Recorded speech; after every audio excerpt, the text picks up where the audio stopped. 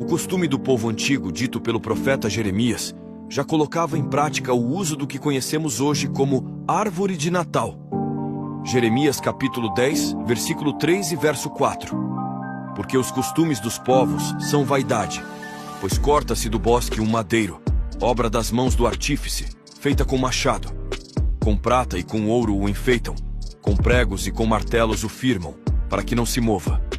Muito antes da chegada do cristianismo às regiões nórdicas, os vikings pagãos e outros povos germânicos antigos celebravam o solstício de inverno no mês de dezembro, a época do ano em que os dias são mais curtos e as noites mais longas. Árvores de Natal. Os nórdicos de outrora adoravam árvores, especialmente as perennifólias das florestas escandinavas, as quais acreditavam ser a planta especial de Balder, o deus do sol. Como permanecem verdes durante todo o inverno, as árvores passaram a representar a promessa de uma nova vida, um lembrete de que a primavera chegaria. Na antiga tradição nórdico-germânica, as perennifólias eram frequentemente decoradas com pequenas esculturas dos deuses e comida, na esperança de encorajar os espíritos das árvores a voltarem para trazerem uma nova primavera.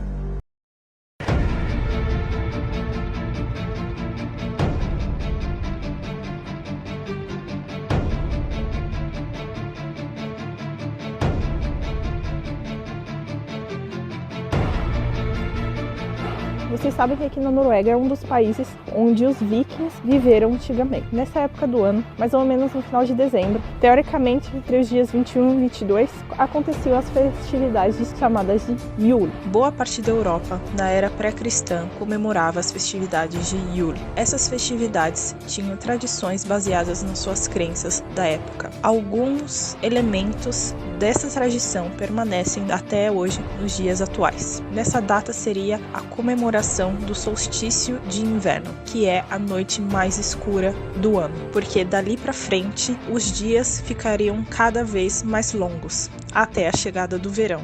Eles cultuavam outros tipos de deuses e tinham outros tipos de crenças, e faziam tudo que era preciso e necessário para que no verão eles tivessem boa colheita e fartura. Algumas dessas tradições eram, por exemplo, sacrificar alguns animais que representassem o respectivo deus, como por exemplo o cavalo, que representava o deus Odin, ou o javali, ou porco, que representava o deus Freyr. Que até hoje é o mesmo nome que a gente usa para as festividades de Natal, que se chama Yule. Aqui na Noruega ainda persiste o nome que era chamado antigamente. Os antigos vikings acreditavam num deus chamado Freyr. E esse deus, ele era representado por um javali, porque nas lendas diziam que ele cavalgava esse javali. Nessa festividade de Yule, eles matavam um javali e comiam a sua carne em homenagem ao deus Freyr. E então, aquela tradição de comer, matar o javali ou o porco ainda permanece na tradição de Natal norueguesa, comendo as costelas do porco, um prato que se chama riba. E atrelado a isso, como símbolo de resistência,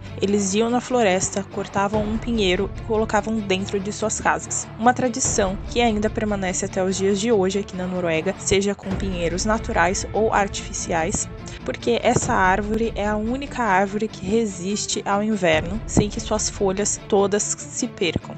Mais tarde, no século XVI, os alemães foram responsáveis por popularizar o uso das árvores de Natal para o mundo. Antes mesmo da figura do Papai Noel ser formada, quem ia nas casas com os presentes era uma pessoa com um rosto de bode. Esse bode se chamava Julabuk, que significa bode de Natal. Hoje em dia a gente vê com um significado um pouco distorcido do que tinha na época, que na época representava apenas os dois bodes de Thor, que puxavam a sua carroça pelos céus. As escrituras passou a ficar no domínio dos padres e dos papas. Com isso, derrubou por terra a verdade e teve êxito naquilo tudo que empreendeu. Agora Roma derrubou, porque Roma tirou Yahshua Mashiach, que é o único mediador entre o Criador e os homens.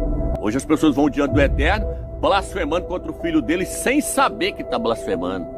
O que está escrito no livro de Apocalipse, capítulo 17, versículo 3? Viu uma mulher montada numa besta cheia de nomes de blasfêmia. Por isso no livro de Isaías fala que eles blasfemam o meu nome o dia todo. Eles ficam blasfemando, chamando o Eterno, chamando o filho do Eterno de porco, chamando o Eterno de Baal. Senhor é Baal. E a Igreja Católica, ela ainda abusou de nós ainda. Ela abusou de nós. Ela falou, os homens é trouxa mesmo. Olha lá, nós faz o que quer deles. Você já viu que no Natal é comemorado o dia do nascimento de Jesus, do ídolo Esos, e é no dia 25 de dezembro? Porque aquele ali nunca foi o dia do nascimento do Mashiach. E você já viu que na ceia do Natal era um porco assado com uma maçã na boca. Aí o que a Igreja Católica tá falando? Olha lá, ó. Nós botou eles para invocar o nome do porco, nós põe eles para comer um porco, e eles não tá vendo nada, eles é cego. O solstício de inverno é o dia mais escuro do ano, e você percebe a escuridão na hora de se levantar e também antes do dia terminar. Você não vê a hora do sol voltar. Pagãos do mundo todo celebravam o dia mais escuro, e nas religiões romanas, o dia se tornou o principal do ano. Depois que o cristianismo se tornou a religião oficial de Roma no século IV, os líderes preferiram absorver a tradição pagã a colocá-la fora da lei. Foi aí que a igreja decidiu celebrar o nascimento de Jesus e escolheu um dia perto do solstício de inverno, 25 de dezembro. O Natal parecia qualquer coisa, menos uma festa solene, uma festa orientada para os relatos bíblicos. Parecia outra coisa. Aliás, francamente, parecia o que sempre foi, uma espécie de festival de celebração e farra. Os puritanos da Nova Inglaterra sabiam muito bem da origem pagã da celebração do solstício de inverno e quiseram evitar qualquer associação com isso. Um puritano comentou que o Natal era o naufrágio da castidade. E outro, em Boston, disse que o homem desonrava mais a Cristo nos 12 dias das festas do que nos outros 12 meses do ano. Respeitáveis americanos de classe média queriam pegar a festança de Natal, a festança pública que acontecia nas ruas e levar isso para casa. Eram pessoas com propriedades e tinham medo da destruição, tinham medo de perder o que tinham. Então, eles queriam pegar esse evento público, grosseiro, tirá-lo das ruas e levá-lo para dentro de casa. Além de colocar o foco do Natal na família, em uma reunião particular que aconteceria em casa. O grande Deus Sol, com as Saturnais, era o Deus do Império Romano, defensor do Império Romano, o Sol, que depois nos traz a vida. Porque os cristãos, a certa altura, com a liberdade, quando tiveram a sua liberdade, depois do Constantino, começaram a cristianizar tudo aquilo que era pagão. As festas pagãs, nós somos fruto de imensas festas pagãs. Portanto, cristianizamos as festas pagãs, o que é absolutamente normal, e portanto, é uma questão cultural, nada mais. Portanto, nós vamos às nossas festas católicas, mormente católicas, com todo o seu folclore, as suas coisas, para bem, para mal, mas tudo isto vem do paganismo. Cristianizamos realmente as festas pagãs e temos as nossas festas pagãs. Nós, esta festa, que é lindíssima, que é o Natal, ele nasceu. Quando é que nasceu? Não me interessa absolutamente. São os grandes ensinamentos da vida de Jesus Cristo. Ele pregou aquilo que ele chamou Reino de Deus. Mas ele nunca definiu o que é Reino de Deus, nunca disse o que era Reino de Deus, nunca escreveu uma palavra. A culpa é dele. Eu com ele vou ter muitas questões com ele lá no céu.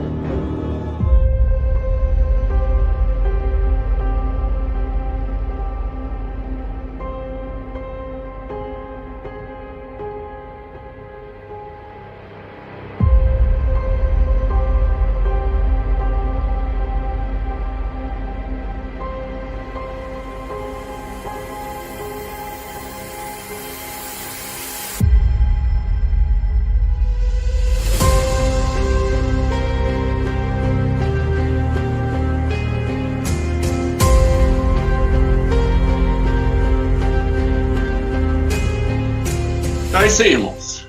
Tá aí o Natal aí. Tá tudo ligado com o porco. Tá ligado com Jesus mesmo, que significa porco.